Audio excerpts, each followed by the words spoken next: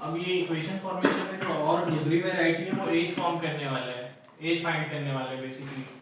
जैसे इसी में क्वेश्चन नंबर 2 दिया हुआ है, 3.3 का सब पार्ट है क्वेश्चन नंबर 2 का 2 ही है, ठीक है। पहले यहाँ पे सबसे पहला काम करना है कि चेक करना है, यहाँ पे बोला है कि find age of Noori and Sonu.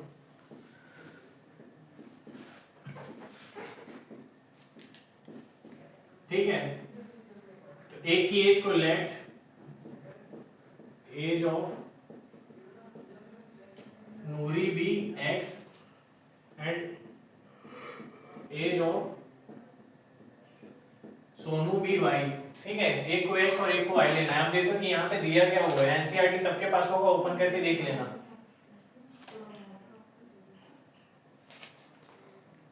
अगर कुछ वहां नहीं, जिनके पास बुक का आता पता नहीं है तो मैसेज कर देना मेरे को, मेरे पर्सनल नंबर पे, मैं उनको पीडीएफ भेज दूंगा। ठीक है, ये पर्सनल नंबर है, इस पे मैसेज कर सकते हो।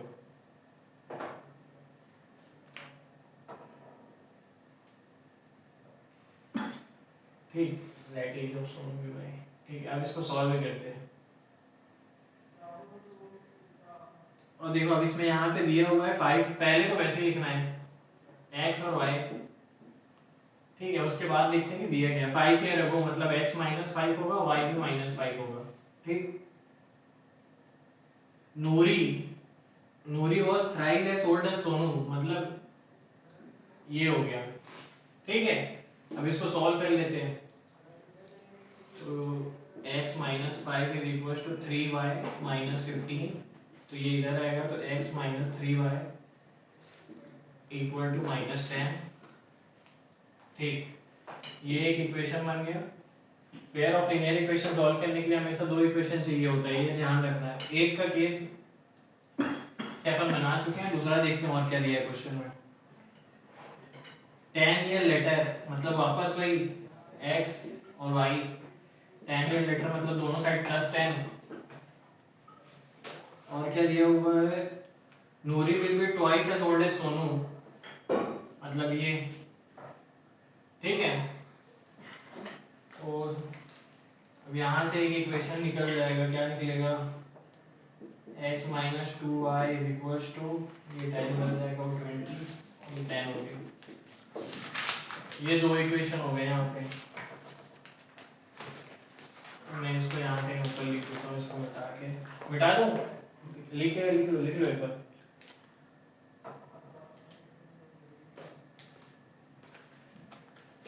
ठीक है, ज़्यादा टाइम है नहीं, ब्लाइंड स्ट्रीम होगी तब अच्छे से टाइम देके दे दूंगा, मैं बता दूंगा। अभी एक साथ लिख देता हूँ। क्या लिखा ना उसमें, कैसे बताऊँ? ठीक है, तो फिर वो क्या दो इक्वेशन जो आए थे वो देख लेना, आप लोग सॉल्व कर लेना उसको।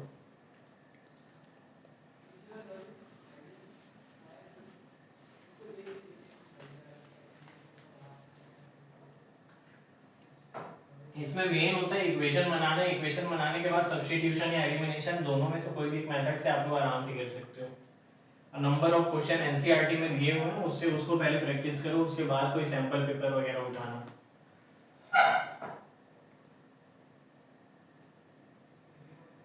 एक है ये यहाँ पे कि कुछ कल किसी बच्चे को मैं पीवाईक्यू करवा रहा था, तो वहाँ पे और भी इस टाइप के क्वेश्चन थे।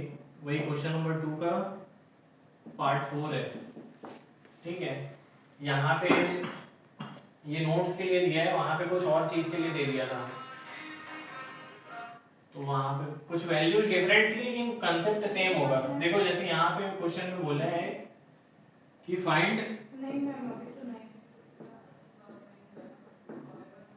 Number of 50 rupees notes and 100 rupees notes. ठीक है, तो 50 रुपीज नोट्स को x ले लेंगे और इसको y ले लेंगे। मैं यही लिख दे रहा हूँ जल्दी जल्दी। ठीक, अब यहाँ क्वेश्चन में बोला गया है कि मीना वेंट टू, क्या बोलते हैं, she asked for cashier to give her 50, मतलब यही है 50 100 के नोट्स देने। Meena notes 25 notes in all, मतलब उसको x और y दोनों के नोट्स मिला के सिर्फ 25 नोट्स मिले। तो एक इक्वेशन हो गया x + y = 25, और यहाँ पे क्या दिया हुआ है वो टोटल विड्रॉ की दोनों नोट्स मिला के, तो क्या हो जाएगा 50x, टोटल वो विड्रॉ की 2000 रुपए, 50x + 100y = 2000। ज़्यादा छोटा हो गया लग रहा है। ठीक है, तो ये दो इक्वेशन मिल गए।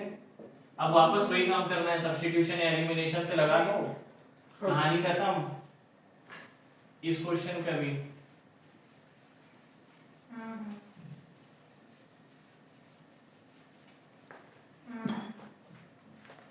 अभी तो अमीना में आपको बताएगी ना, अमीना वो अमीना से करना है उनका, तो वो लोग भी मतलब काम कर रहे हैं। और इसमें और एक तो दो वैरायटी बची है, बस ज़्यादा है नहीं। और नंबर रिवर्सल वाली, हाँ नंबर रिवर्सल और 2 डिजिट वाली। हाँ,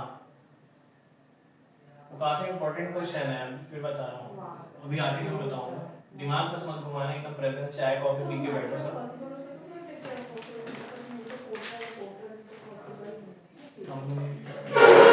पहले एक तो और वो देख लो, इसी का पार्ट 5 है, और इसी के जैसे एक तो और है, टैक्सी का रेट कैलकुलेट करने के लिए, और उसी चीज को यहाँ पे देख लिया लाइब्रेरी का चार्ज कैलकुलेट करने के लिए। तो कंसेप्ट तो सेम अप्लाई होगा दोनों जगह, वेरिएबल्स भी सेम ही रहते हैं x और y, आप a b भी ले सकते हो, लेकिन हाँ जो कंसेप्ट है वो सेम होगा। नंबर्स आगे पीछे कर सकता है, वो कुछ भी कर सकता है, 10 25 50 जो करना चाहे वो कर सकते हैं। यहाँ पे देखो सबसे पहला काम जो करना है, क्वेश्चन में देखना होता है कि फाइंड क्या करना है। वापस यहाँ देखो, यहाँ फाइंड करना है फिक्स चार्ज,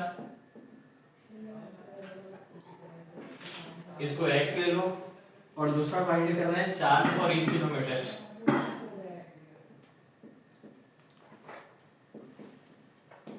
इसको y ले लो।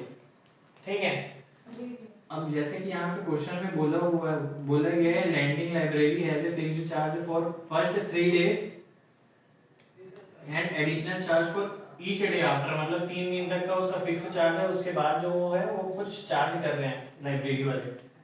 सरिता paid 27 rupees for a book kept for 7 day, मतलब 3 दिन का, तो 7 डे के लिए वो पे कर रही है 27 रुपीज।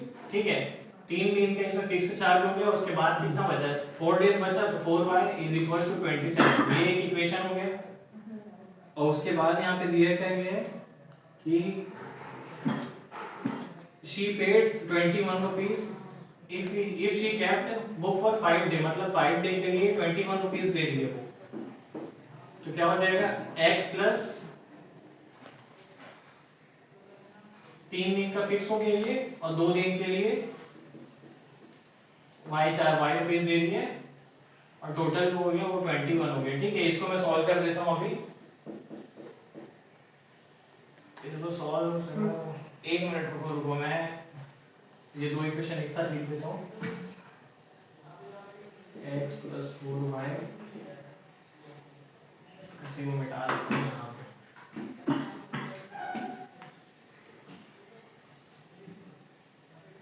इसी को सॉल्व करते हैं जल्दी से, तो इसको सॉल्व करेंगे इससे, एलिमिनेशन से कर लेते हैं। एलिमिनेशन से करेंगे तो इक्वेशन 1 माइनस इक्वेशन 2 करते हैं, तो ये क्या हो जाएगा x + 4y = 27 minus x minus 2y = -21। इसको सॉल्व करेंगे, x गया, 2y = 6, तो यहाँ से y की वैल्यू 3 मिल गई। ठीक है, अब इस वैल्यू y की वैल्यू को किसी एक इक्वेशन में पुट कर देते हैं।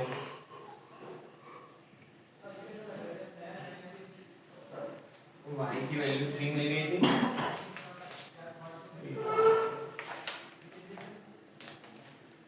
तो ये वाली पहले वाली इक्वेशन में पुट कर देते हैं यहाँ पे, y = 3 इन इक्वेशन 1 में डालेंगे तो क्या हो जाएगा x + 4 × 3 = 27, तो x = 27 - 12, सो x = 15, मतलब 15 रुपए फिक्स्ड चार्ज हो गया, 15 हो गया, और वेरिएबल कॉस्ट ये चार्ज पर डे था, चार्ज फॉर ईच किलोमीटर भी था, चार्ज फॉर ईच डे था, चार्ज पर डे जो था वो हो गया अपना कितना आया था 4 3 रुपीज। रुपीज। तो ये आपका ये आंसर आ गया। अब इसमें लास्ट एंड मोस्ट इम्पोर्टेंट जो है, जहाँ बच्चे कंफ्यूज भी होते हैं, एग्जांपल नंबर 10 जो पहले कई बार पूछा है, बेसिक्स का फेवरेट है, स्टैंडर्ड में भी पूछा है।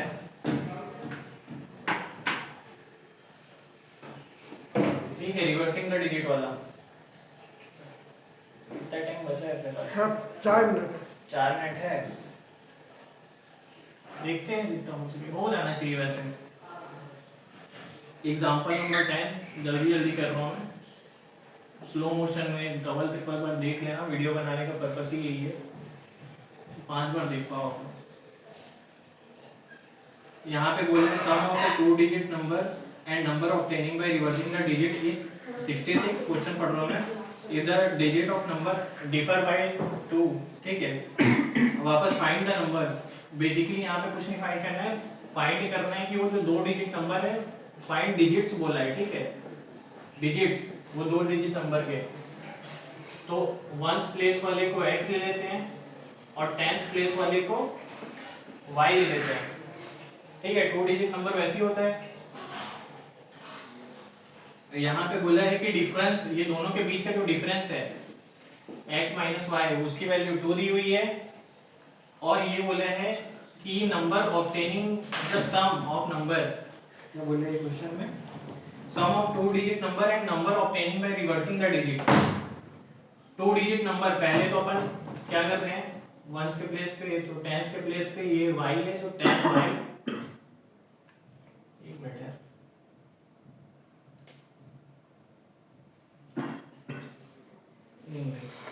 नंबर ऑफ, एक बार ऐसे कर लेते हैं, ये एक इक्वेशन हो गया, ठीक, x + 10y झाड़ू लगा लो। प्लस